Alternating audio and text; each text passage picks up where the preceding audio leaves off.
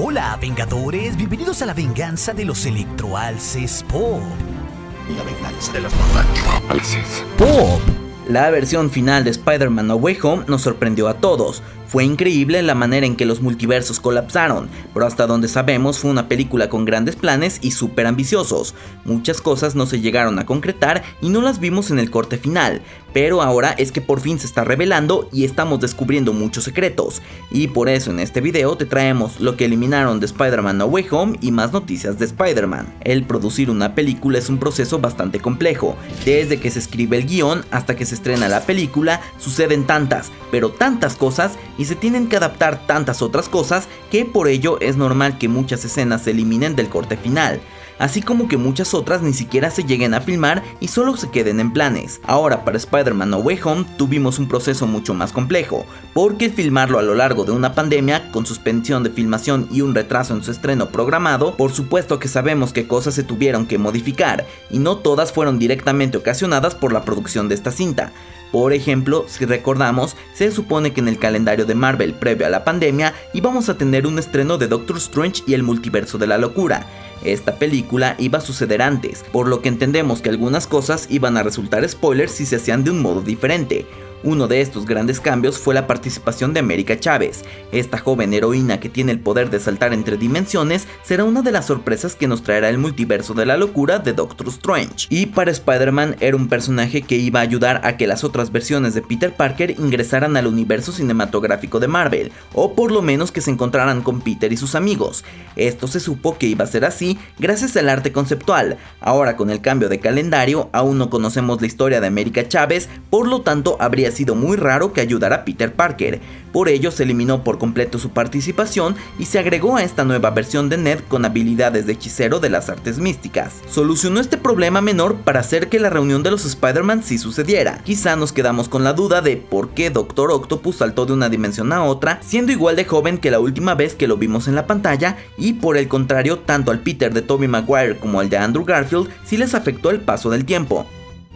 Bueno, ahora las revelaciones con respecto a las cosas que se eliminaron de Spider-Man No Way Home nos la compartieron Chris McKenna y Eric Sommers, los excelentes guionistas de esta película, y cuando participaron esto en un podcast de Jeff Goldsmith. Una de las cosas que hablan en el podcast es el equipo de supervillanos, que claro debió de ser todo un tema saber y decidir quiénes regresarían en este encuentro de los multiversos. Por lo que revelan los escritores, a pesar de que lo pensaron muchos, nunca fue la intención traer a los 6 siniestros, aunque así lo pareciera. Dentro de otros de los villanos que consideraron como opción para que formara parte de la cinta, estuvo Rhino y Mysterio. Recordemos que la trama nos explica que tras los eventos de Spider-Man lejos de casa, Peter quiere que todos olviden su identidad secreta de Spider-Man, y cuando Doctor Strange realiza un hechizo fallido, se supone que saltan a esta dimensión los villanos que conocían su identidad, los que venían del universo de las películas de Sam Raimi y de Mark Webb. Por eso hace sentido que se considerara a Alexei Sitsevich, el gángster ruso de Yamati con el traje de rinoceronte mecanizado que lo vimos en la película de The Amazing Spider-Man 2 del 2014, y el maestro de las ilusiones de Jake Gyllenhaal, Quentin Beck, aparentemente asesinado por una bala perdida en Lejos de Casa del 2019. De hecho, de Mysterio sí llegamos a ver recientemente algo de arte conceptual donde mostraban a Mysterio luchando increíblemente en contra de Doctor Strange con la Estatua de la Libertad de escenario. Sí, se pensó en el regreso de estos villanos. Sí, definitivamente hubo una conversación como ¿quiénes son los 6 siniestros aquí?, dijo McKenna en el podcast. Si quieres 6, siempre puedes decir que Venom fue el 6º miembro, si quieres. Llegó al universo cinematográfico de Marvel, pero nunca salió de México. Siempre había esta charla de ¿deberíamos estar haciendo oficialmente los 6? Y está clara nuestras dudas, porque si queremos llamar que los 6 siniestros llegaron a No Way Home, por supuesto que tenemos a Venom dentro de los villanos que cruzaron a esta realidad. Pero si no se les consideró de manera oficial, esto deja la puerta abierta a que el equipo de villanos, donde sí sean 6 luchando contra Spider-Man, llegue más adelante. Creo que lo que es tan divertido de trabajar con el canon del cómic es que puedes reinventarlo. Sabemos que la gente conoce el canon, pero tal vez no todo se alinea.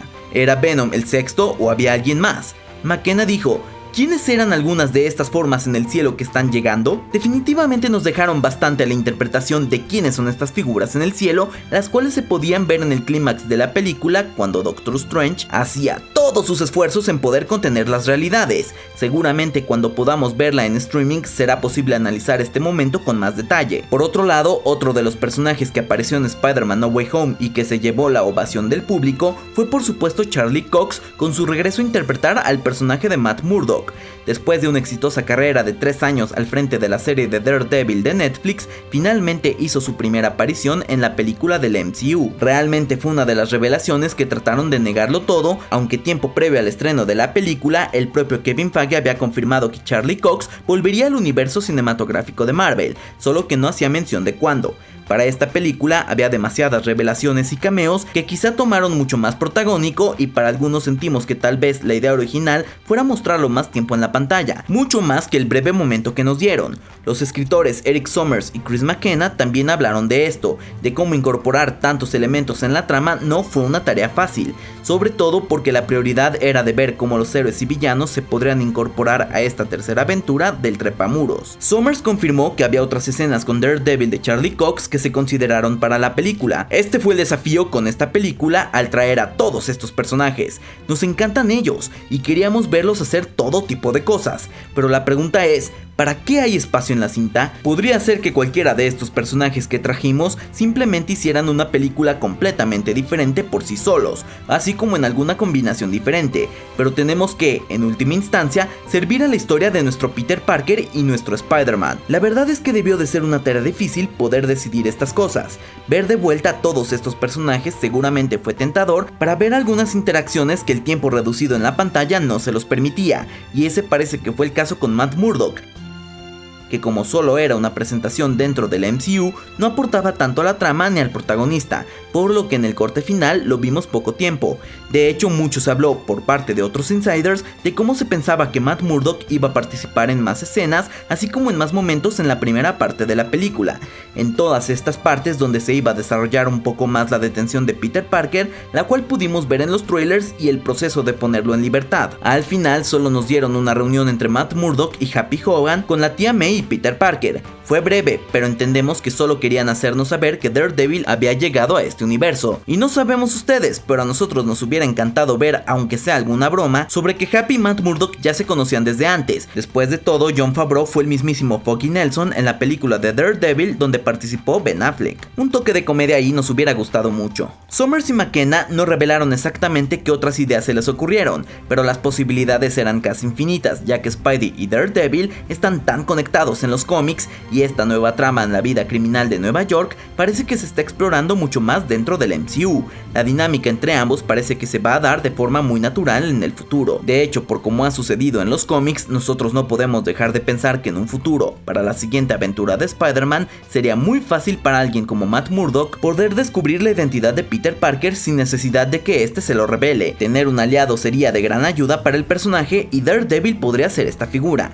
Los escritores de la cinta hicieron un trabajo genial en no saturar la trama, porque quizá nos podríamos haber perdido demasiados detalles sin relevancia con tantos personajes. Se agradece que se tomaron el tiempo de meditar y pensarlo muy bien, en saber qué cosas valían la pena para la trama y qué cosas harían que se sintiera una película muy dispersa y que no se llegara a concretar con nada. Todos estos planes que quizás se quedaron en la mesa y no se llegaron a concretar, nos hacen ver un poco lo que se tiene planeado para un Spider-Man 4. Esta película, sin lugar a dudas, podría explicar un poco más de las relaciones entre Spider-Man y Matt Murdock, tal como lo mencionamos anteriormente, o por fin traernos la revelación de que Mysterio no está muerto, porque si lo consideraron para volver quiere decir que no lo consideran del todo muerto.